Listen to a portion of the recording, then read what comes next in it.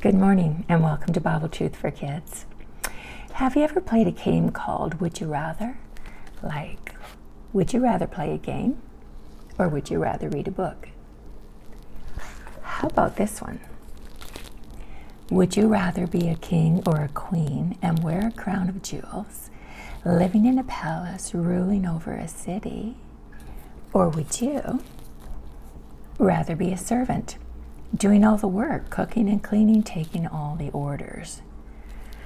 Well, I think I know what most people would choose. I think they would choose this one. But you know, that's not what Jesus chose. Jesus is the King of heaven, and when he came to earth, he chose to be a servant. He chose to serve us. Now today our story is called the Triumphal Entry, when Jesus enters Jerusalem. And we are going to see today that as Jesus goes towards Jerusalem, he's thinking about other people's interests and not his own. You know, Jesus wants his followers to live differently. He doesn't always want us to be concerned about being first or getting angry or upset if somebody else gets all the attention. Now, Jesus knows that this is very hard, and so he told the crowds that were following him a parable to help them understand. It was called the parable of the vineyard. A vineyard is where they grow grapes. He said the master of a vineyard went into the marketplace to hire workers to work in his vineyard, and he agreed to pay them a full day's wage, and he sent them out. Now at 9 o'clock in the morning, he was passing through the marketplace again, and he saw some other people that he could hire, and so he did. And he said, I'll pay you at the end of the day, whatever is right. And so they went to work in his vineyard as well. Now his vineyard is very large. He needed a lot of workers. So at 12 o'clock, he went back to the marketplace and hired more workers. And again, at 3 o'clock, he did the same. At 5 o'clock, he went back into the marketplace and he saw some people standing around and he said, have you not been working today? And they said, no, nobody hired us. And so he hired them for the last hour. Now at the end of the day, the master said to the foreman, pay the workers, but start with the ones who were hired last. And when those who were hired last came to get their pay, they got a full day's wage. And when the ones who had been hired at the beginning of the day came to get their pay, they got the same amount, a full day's pay. Well, they were not happy about that. They said to the master, how come the people that got hired last and worked 1 hour got the same wage as us? We worked all day in the scorching heat. But the master of the vineyard said, friends, why are you angry? I've paid you what you agreed to work for, and I've chosen to pay those who were last the same amount as you. Are you angry and jealous because I'm kind and generous? Don't I have a right to do what I want with my own money? And then Jesus explained to the crowd that God is like the master of the vineyard.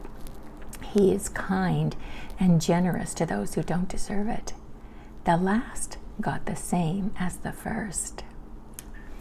Now, as the crowds kept traveling with Jesus towards Jerusalem, he took his 12 disciples aside privately to talk to them.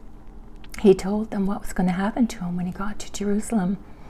He said, I'm going to be betrayed and handed over to the priests and the leaders of the religious parties. They are going to hand me over to the Romans. I'll be sentenced to death.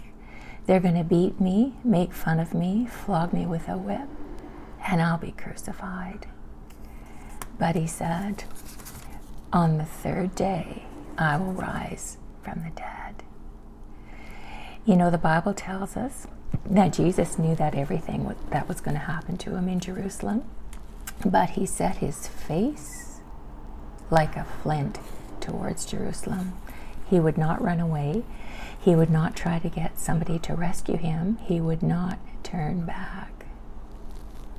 Now, as they got closer to Jerusalem, the mother of James and John came up to Jesus, and she knelt respectfully in front of Jesus, and she said, Jesus, when you come into your kingdom, would you let my sons James and John have the places of honor beside you? one on your left and one on your right? And Jesus said to her, you don't know what you're asking. He said, my Father in heaven has prepared those places for whom he has chosen. Well, when the other disciples heard what James and John were wanting, they were indignant. They said, who do you think you guys are? Why do you think you're more important than us? And they all began to argue among themselves. All of this arguing while Jesus is on his way to Jerusalem to die. Jesus called his disciples together and he said, listen, you have to be different from other people. Whoever wants to be a leader must be a servant. Whoever wants to be first must be willing to be last. Now, James and John, they were committed to following Jesus, and they did. But just before Jesus ascended to heaven, after he had risen from the grave, he had called his disciples together and he told them to go into all the world and to preach the gospel, to tell everyone about his death and his resurrection and how there was forgiveness for sins. And they did.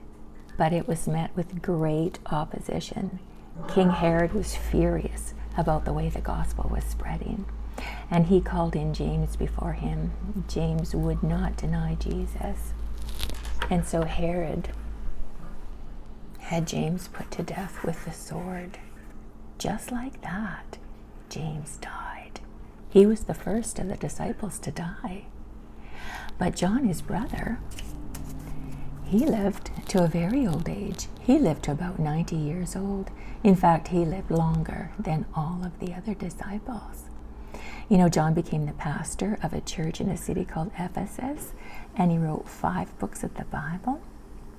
But a great persecution broke out against the Christians while he was in Ephesus, and the Romans had him banished to a prison community on a desert island called Patmos. There was no way for John to get off that island. He lived in a cave for the rest of his life, the rest of the few last years that he had. He was forgotten by the Romans, but not by God. While John was on this island of Patmos, God gave him glorious visions about how the world will end, how God will create a new heaven and a new earth, and how Satan will be defeated forever. And John was instructed to write down everything that he saw and he heard. And John did. And that is what we have. The last book of the Bible is Revelation. That's everything that John saw and heard on the island of Patmos. God has a purpose for each one of us. He wants us to follow him and to trust him. And we can, because he is trustworthy. James and John, they didn't know their future and they had very different journeys, but they're both in heaven. Now, as Jesus got very close to Jerusalem, he sent his disciples into a village and he told them to find a donkey that had never been ridden before, and they did, and they brought it to Jesus.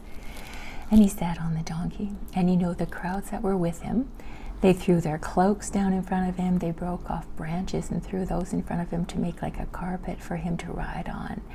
And they were cheering and they were rejoicing because of all the great works that they had seen Jesus do.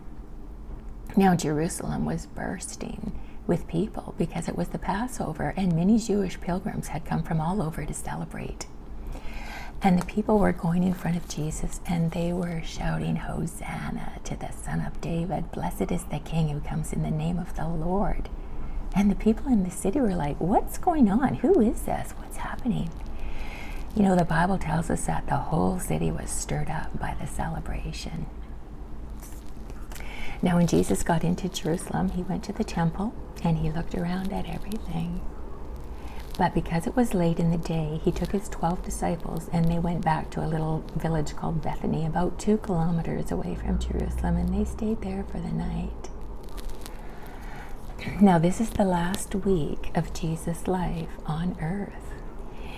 And he rode into Jerusalem on a Sunday, and we call this the Triumphal Entry. Jesus came into Jerusalem as a king, but a very unexpected king than the people had thought of. But he came in exactly as the prophets in the Old Testament said that he would, hundreds of years before it happened. So this is a Sunday, and next week we'll find out on what happened on Monday, which is called a day of authority. All right. See you next time.